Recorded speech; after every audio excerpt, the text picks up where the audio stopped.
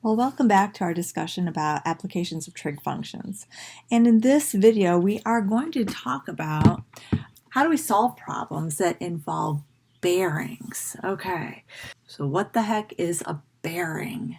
Well, you probably heard of ball bearings. Oh, this has nothing to do with a grizzly bear, but it's kind of fun anyway.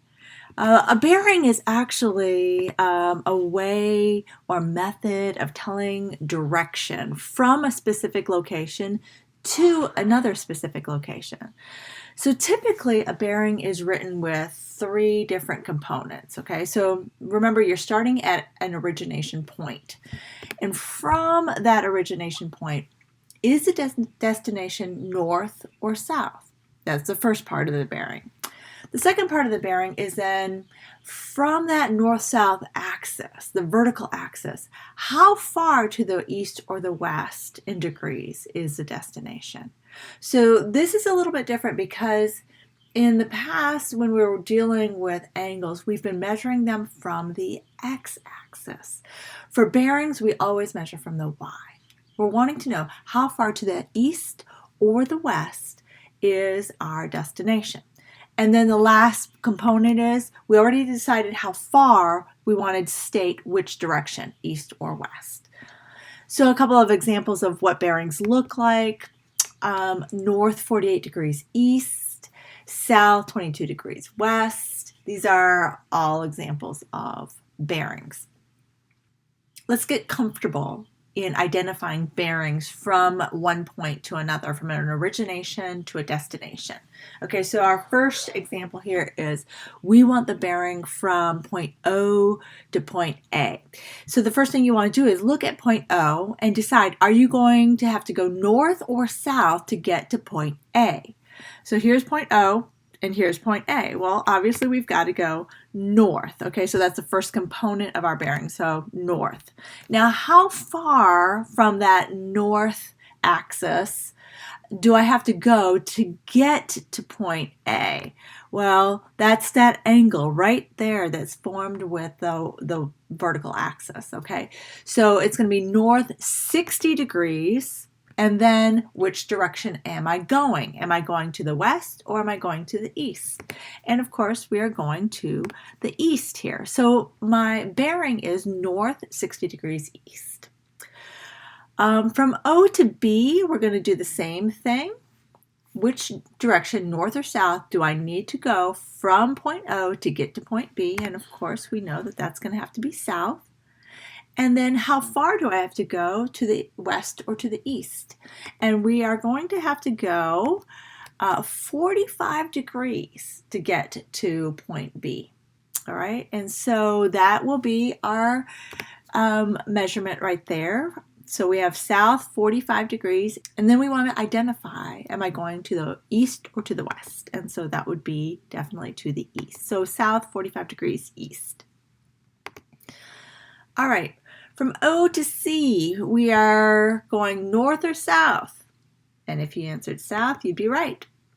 How far to the east or the west? That's 55 degrees. And then am I going to the east or the west to get to point C? Yes, we're going to the west. Very good. Okay, and so this last one, I want you to pause, make sure that you can identify the bearing from point O to point D. Take a second, try it out, and then we'll go over it. All right, welcome back. We are looking at point O to point D, so we'll have to go north 30 degrees west.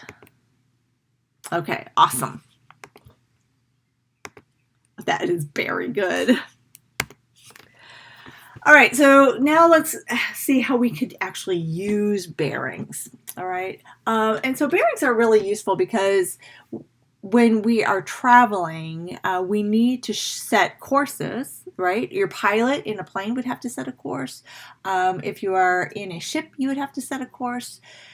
You have to know how far at what bearing do you need to go before you need to make a turn. Okay, so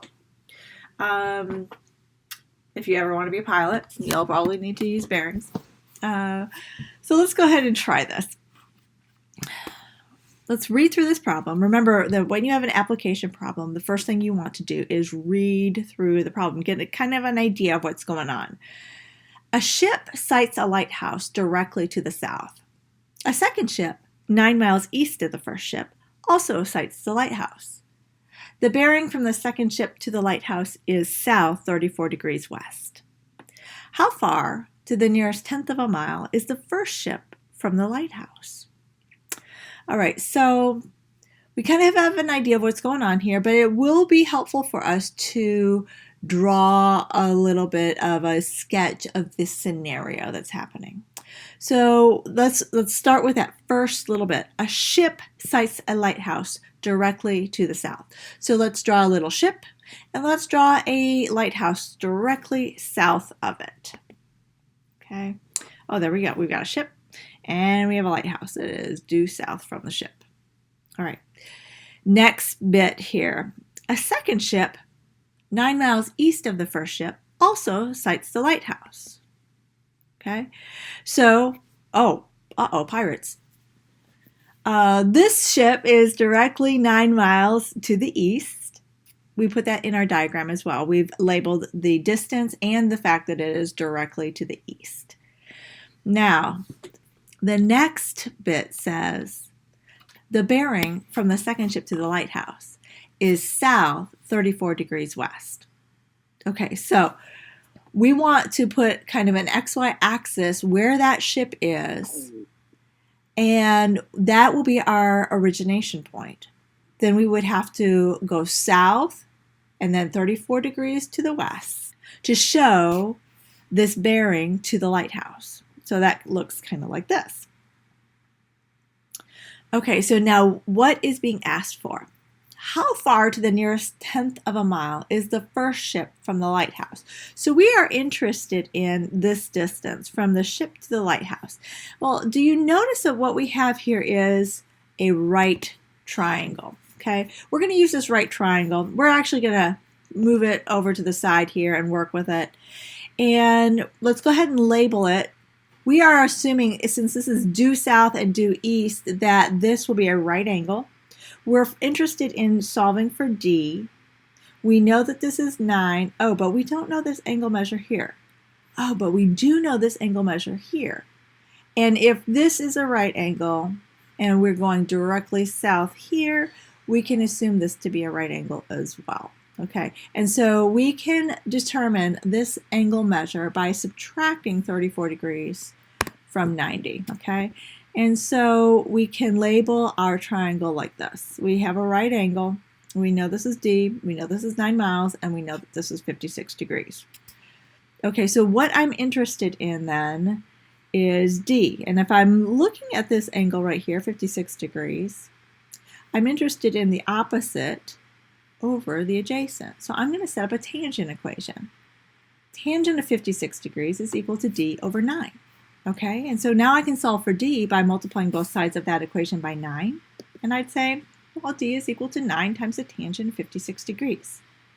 When I multiply that through, I get that D is about 13.3. And so that would solve our problem. That wasn't too bad. In fact, that was very easy. Let's try another one. All right, in this problem, you are going to leave your house and run 4 miles due east, followed by 3 miles due north. At that time, what is the bearing from your house?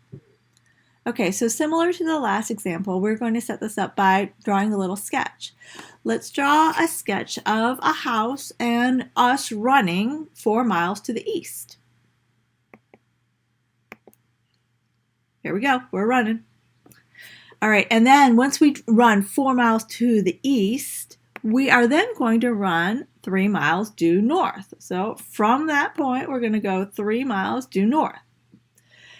At that time, what's the bearing from our house? Okay, so our house is the origination point, and where we are at that point after we've run, that's our destination. Okay, so we are going to go ahead and sketch a line like that.